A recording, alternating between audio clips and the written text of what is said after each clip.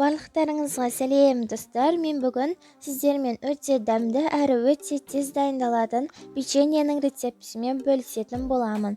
Ең алдымен ыдысымызға жұмыртқа, қант және сұйық майды қосып, венчикпен жақсылап араластырып аламыз.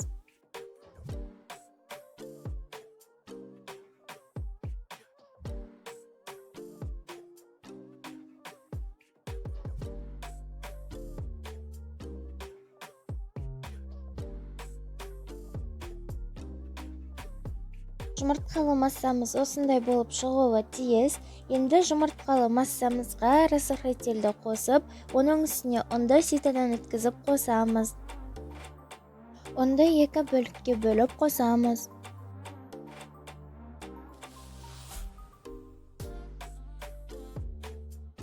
Венчикпен жақсылап араластырамыз.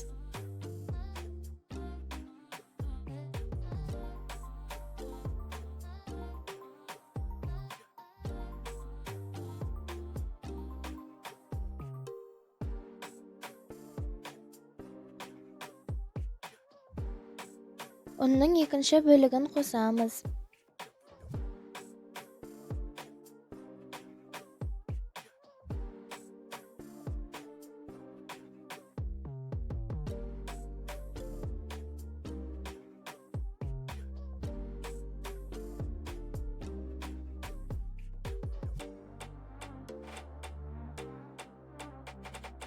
Осындай масса болып шыққан кезде тестаны қолмен араластырамыз.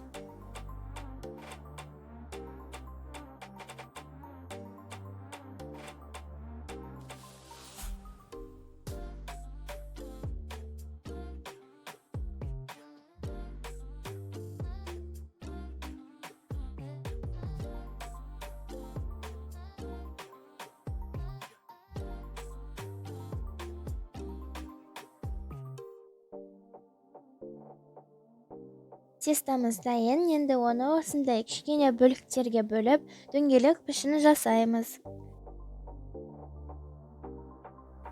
Барлық тестадан дәл видеода көріп тұрғандарыңыздай етіп істеп шығыңыздар.